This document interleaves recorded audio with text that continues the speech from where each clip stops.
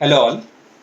अच्छा, सो आज का जो हमारा टॉपिक है ना, it's blood relations and we are going to just see a introduction और we can say a basics, very basics, ठीक है, या फिर एक ओवरव्यू आप बोल सकते हो व्हाट एक्चुअली ब्लड रिलेशंस है। Now it's a part of verbal reasoning, all right. हाँ, and this is the topic which is important for almost all the exams, जैसे you can consider CSAT for campus interviews, computer exams, even for the banking exams, हर एक exam के लिए ये important है, all right। हाँ, now like when we talk about, और जब हम blood relations नाम सुनते हैं तो हमारे माइंड में यूजुअली क्या आता है कि कुछ रिलेटिव्स से रिलेटेड ये कुछ डिस्कशन होगा, ऑल राइट या।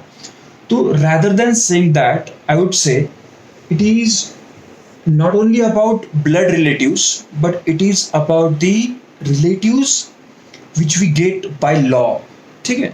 So there are two types of relatives, एक होते हैं blood relatives, ठीक है, और दूसरे जो होते हैं by law जो हमें मिलते हैं वो relatives, ठीक है।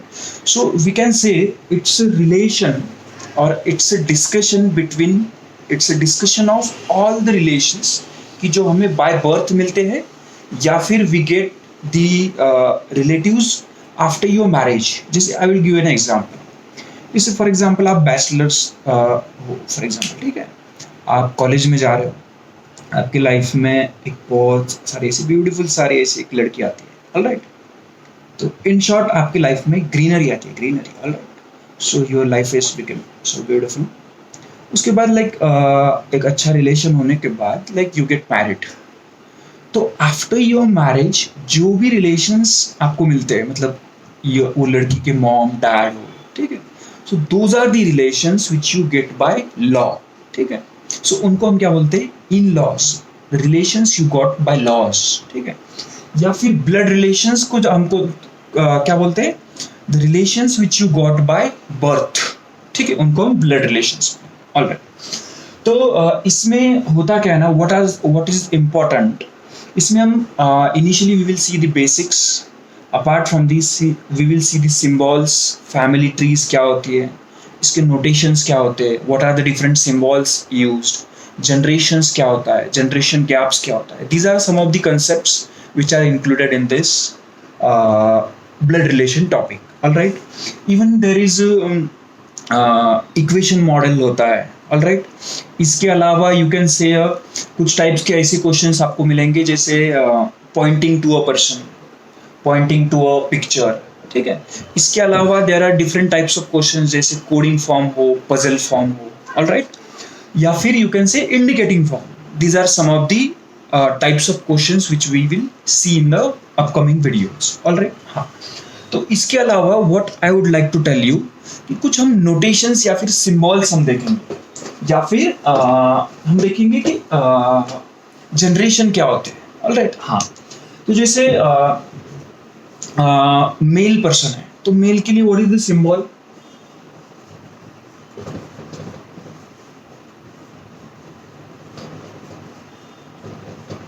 so for example male person, so this is the symbol for male in the topic blood relations। हाँ, इसके पहले I would like to tell you one thing।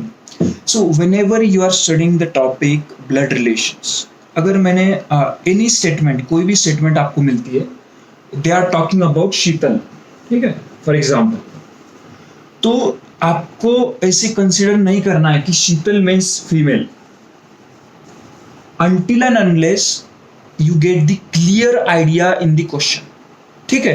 Sheetal can be a male, Sheetal can be a female. हाँ,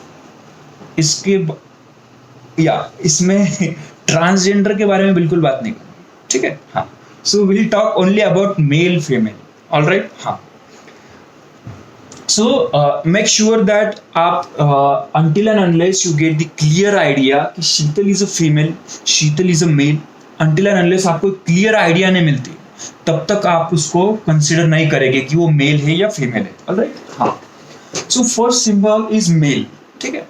अभी second symbol, जैसे female के लिए what is the symbol, तो female के लिए सिंबल है सर्कल आप रिप्रेजेंट, या फिर इसको अल्टरनेटिव क्या है ना, आप प्लस यूज कर सकते हो या फिर आप माइनस यूज कर सकते हो। जैसे फॉर एग्जांपल नेक्स्ट अभी हम देखते हैं लेकिन मैरिड कपल है, तो what is the symbol for married couple? तो सिंबल हम ऐसे रिप्रेजेंट करेंगे, ठीक है। तो दो लाइनिंग्स आप इक्वल टू सेल्यूलर, ठीक है, या फिर इससे भी आप रिप्रेजेंट कर सकते हो, but we'll consider for this for the married couple. Alright, इसके अलावा अभी for example there is a same generation है, तो हम कैसे रिप्रेजेंट करेंगे? We will represent in this form, this is nothing but the same generation. Alright, हाँ, अभी now will see about different generation. जैसे और एक सिंबल है और एक नोटेशन है, जैसे डिफरेंट जनरेशन, अलग जनरेशन, तो how you will represent? This is the way to represent. Alright, तो इसको हम क्या बोलेंगे? Different generation.